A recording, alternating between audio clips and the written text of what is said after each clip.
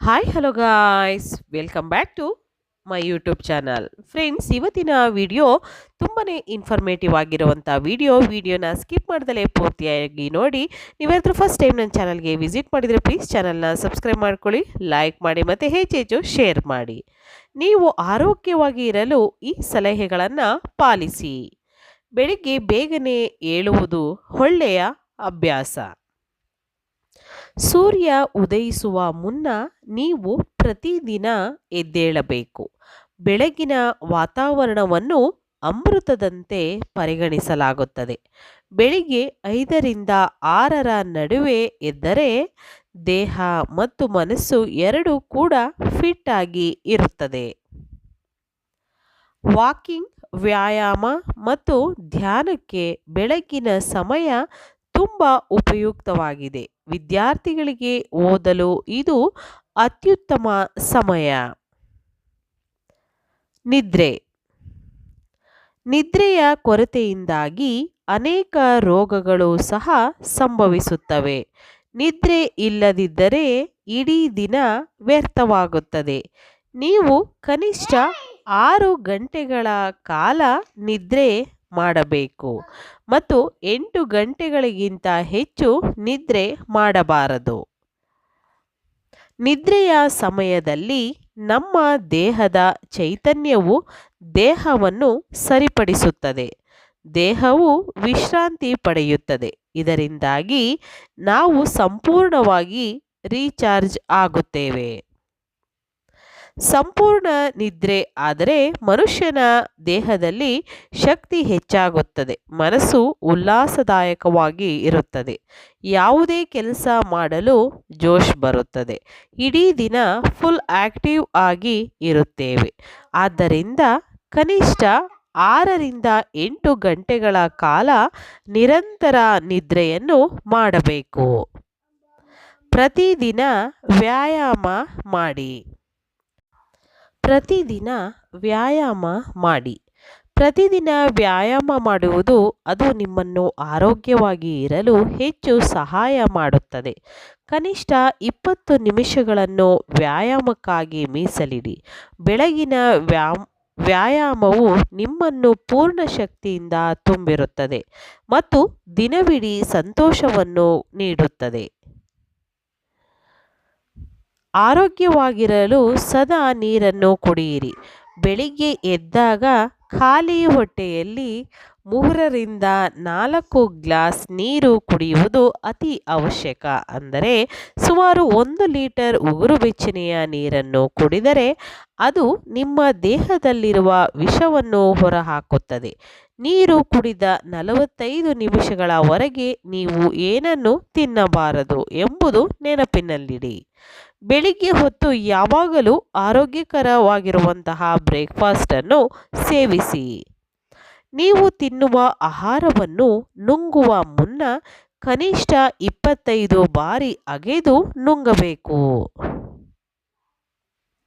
ಬೆಳಗಿನ ಆಹಾರವನ್ನು ಸೂರ್ಯ ನೆತ್ತಿ ಮೇಲೆ ಬರುವ ಮುಂಚೆ ಸೇವಿಸಬೇಕು.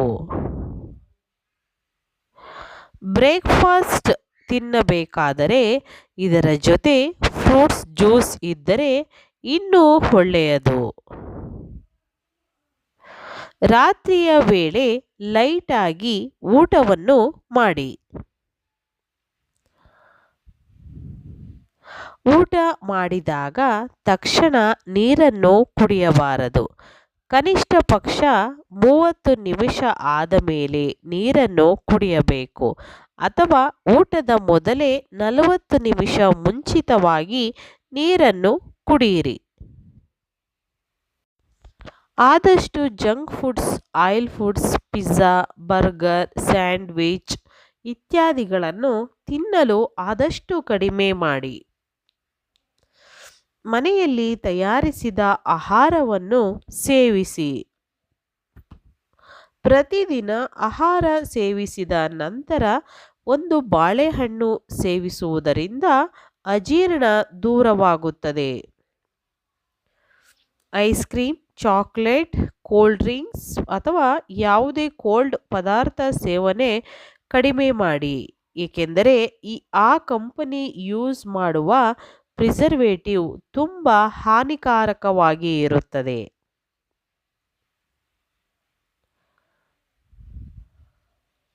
ಸಕ್ಕರೆ ನಮ್ಮ ದೇಹಕ್ಕೆ ಹಾನಿ ಮಾಡುತ್ತದೆ. ನಿಮಗೆ ನಿಲ್ಲಿಸಲು ಸಾಧ್ಯವಾಗಿದ್ದರೆ ಅದನ್ನು ಸ್ವಲ್ಪ ಕಡಿಮೆ ಮಾಡಿ. ಜೇನುತುಪ್ಪ, ಸಕ್ಕರೆ, ಮಿಠಾಯಿ, ಬೆಲ್ಲ ಇತ್ಯಾದಿಗಳನ್ನು ಬಳಸಿ. ಉಪ್ಪನ್ನು ಕನಿಷ್ಠ ಪ್ರಮಾಣದಲ್ಲಿ ಬಳಸಿ. ನೀವು ಉಪ್ಪು ತಿನ್ನುವುದಾದರೆ ರಾಕ್ ಸಾಲ್ಟನ್ನು ಮಾತ್ರ ಬಳಸಿ. ಉಪವಾಸ ಮಾಡುವ ಅವಕಾಶ ಖಂಡಿತವಾಗಿಯೂ ಮಾಡಿ. ಉಪವಾಸ ಮಾಡುವ ಅವಕಾಶ ಸಿಕ್ಕಿರೆ ಖಂಡಿತವಾಗಿಯೂ ಉಪವಾಸವನ್ನು ಮಾಡಬೇಕು. ಪ್ರತಿದಿನ ರಾತ್ರಿ ಊಟವಾದ ನಂತರ 2 ಬಾಳೆಹಣ್ಣನ್ನು ಹಾಗೂ ತೆಂಗಿನಕಾಯಿಯ ಚೂರುಗಳನ್ನು ಸೇವಿಸುವುದರಿಂದ ಶರೀರ ಬಲಶಾಲಿ ಆಗುವುದು. ತಾಮ್ರದ ಪಾತ್ರೆಯಲ್ಲಿ ತುಳಸಿ ದಳಗಳನ್ನು ರಾತ್ರಿ ನೆನೆಸಿಟ್ಟು ಮಾರನೆಯ ದಿನ ಮುಂಜಾನೆ ಆ ನೀರನ್ನು ಸೇವಿಸುತ್ತಾ ಬರಬೇಕು. ಹೀಗೆ ಮಾಡುವುದರಿಂದ ದೇಹ ಬಲಿಷ್ಠವಾಗುತ್ತದೆ. ಪ್ರತಿದಿನ ರಾತ್ರಿ ಮಲಗುವ ಮುನ್ನ 1 ಟೀ ಚಮಚದಷ್ಟು ಹಾಲಿಗೆ ಬೆಟ್ಟದ ನೆಲ್ಲಿಕಾಯಿಯ ಪುಡಿಯನ್ನು ಬೆರೆಸಿ ತಿನ್ನುವುದರಿಂದ ಶರೀರ ಬಲಶಾಲಿ ಆಗುವುದು.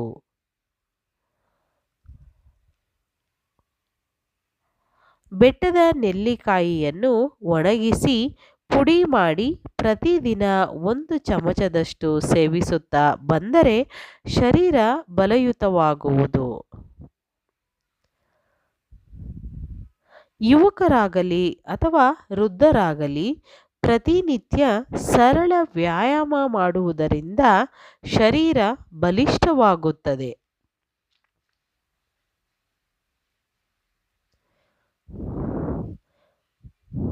ವೀಕ್ಷಕರೇ, ಇವತ್ತಿನ ಈ ಎಲ್ಲ ಮಾಹಿತಿಗಳು ನಿಮಗೆ ಇಷ್ಟ ಆಗಿದೆ ಅಂತ ನಾನು ಭಾವಿಸ್ತೀನಿ. ಇಷ್ಟ ಆಗಿದ್ರೆ ನನ್ನ ಚಾನಲನ್ನು ಸಬ್ಸ್ಕ್ರೈಬ್ ಮಾಡ್ಕೊಳ್ಳಿ, ಹಾಗೆ ಲೈಕ್ ಮಾಡಿ ಮತ್ತು ಹೆಚ್ಚೆಚ್ಚು ಶೇರ್ ಮಾಡೋದಂತೂ ಮರಿಬೇಡಿ. ಸೊ ನಿಮಗೆ ಯಾವುದೇ ಒಂದು ಟಿಪ್ಸ್ಗಳು ಬೇಕು ಅಂದರೆ ಖಂಡಿತವಾಗ್ಲೂ ಕಾಮೆಂಟ್ ಸೆಕ್ಷನಲ್ಲಿ ತಿಳಿಸಿ. ನಿಮಗೆ ಇಷ್ಟ ಆಗುವಂತಹ ಟಿಪ್ಸ್ಗಳನ್ನು ನಾನು ಆದಷ್ಟು ಶೇರ್ ಮಾಡ್ತೀನಿ. ಹಾಗೆ ಈ ವಿಡಿಯೋ ಬಗ್ಗೆ ಏನೇ ಅನಿಸಿಕೆ ಅಭಿಪ್ರಾಯ ಇದ್ದರೂ ತಪ್ಪದೆ ಕಾಮೆಂಟ್ ಸೆಕ್ಷನಲ್ಲಿ ತಿಳಿಸಿ. ಓಕೆ, ಸೊ ಇವತ್ತಿನ ವಿಡಿಯೋನ ಇಲ್ಲಿಗೆ ಮುಗಿಸ್ತಾ ಇದ್ದೀನಿ. ಮತ್ತೆ ಇನ್ನೊಂದು ಹೊಸ ವಿಡಿಯೋ ಜೊತೆ ಬರ್ತೀನಿ. ಅಲ್ಲಿವರೆಗೂ ನಿಮಗೆಲ್ಲರಿಗೂ ಕೂಡ ಹೃದಯಪೂರ್ವಕವಾಗಿ ಧನ್ಯವಾದಗಳು.